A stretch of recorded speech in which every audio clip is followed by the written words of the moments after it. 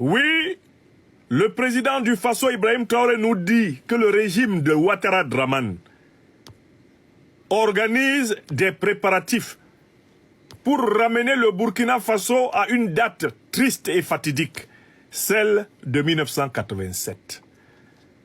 Et en 1987, le président Ibrahim Traoré parle en particulier du 15 octobre 1987, jour de l'assassinat du leader de la révolution burkinabé, le président Thomas Isidore Noël Sankara. Autrement dit,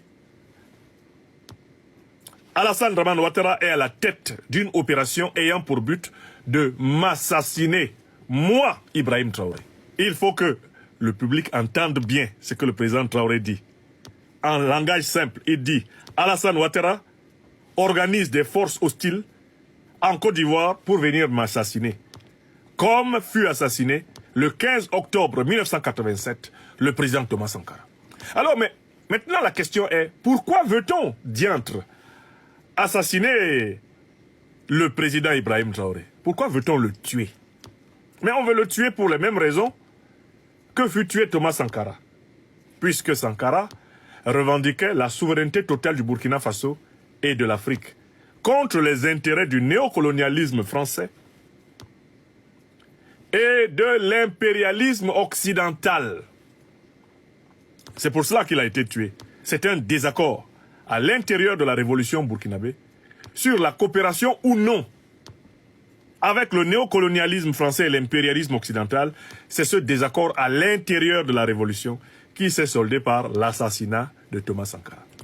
Or, le Burkina Faso aujourd'hui est dirigé par un homme, est dirigé par une organisation, le MPSR, qui revendique les mêmes idées politiques que le président Thomas Sankara, à savoir la rupture totale avec le néocolonialisme français, la rupture totale avec l'impérialisme occidental, l'affirmation de la souveraineté militaire, de la souveraineté économique, de la souveraineté minière, de la souveraineté financière, de la souveraineté culturelle, de la souveraineté symbolique, de la souveraineté spirituelle du peuple africain du Burkina Faso.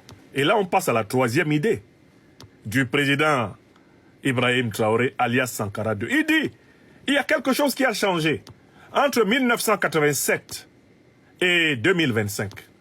Ce qui a changé, c'est que à la tête du Burkina Faso, il y a des hommes qui ont appris de la tragédie de leur pays, qui ont appris de toutes les tragédies africaines et qui en ont tiré des leçons pour anticiper sur les menaces. Certes, on veut m'assassiner, moi, Ibrahim Traoré, comme on a assassiné Thomas Sankara en 1987.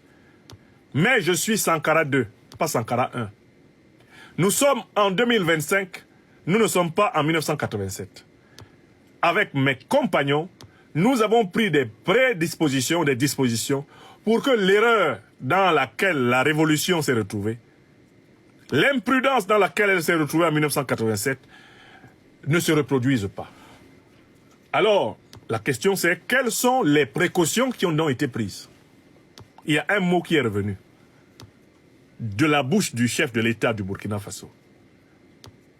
Nous serons impitoyables envers les traîtres à la révolution. Deuxième changement. Le président Ibrahim Traoré dit que, contrairement à 1987, cette fois-ci, le Burkina Faso a développé des alliances politiques, militaires, stratégiques, tactiques, beaucoup plus solides qu'en 1987. Par conséquent, le président Traoré a à son arc une corde supplémentaire. C'est que le régime qui est au pouvoir au Burkina Faso a une influence jusqu'au Conseil de sécurité des Nations Unies, où il est capable d'obtenir le blocage des résolutions des puissances hostiles de l'OTAN. La troisième différence, c'est l'évolution de la technologie d'armement, de la technologie de guerre. Entre 1987, lorsque le président Sankara est tué, et 2025, lorsque Alassane Dramane Ouattara et ses hommes cherchent à tuer le président Traoré. Quelque chose de plus précis s'est affiné dans le domaine de l'armement, c'est le renseignement, c'est la technologie satellitaire. Des armes nouvelles de renseignement sont entrées en jeu, notamment comme les armes, les instruments d'écoute et de captage d'informations. Donc, tous les moyens de la surveillance, pas seulement aérienne, les moyens de la captation d'informations ont connu des progrès faramineux. Il faut ajouter à tout cela, eh bien, l'avènement de la guerre de drones, qui est devenue aujourd'hui le cœur même du combat entre les infanteries ennemies. Donc, en fait, le président Ibrahim Traoré fait remarquer que les nouvelles technologies de guerre, dont le Burkina Faso s'est approprié, lui donnent la capacité de faire face à une menace comme celle de la Côte d'Ivoire de Ouattara.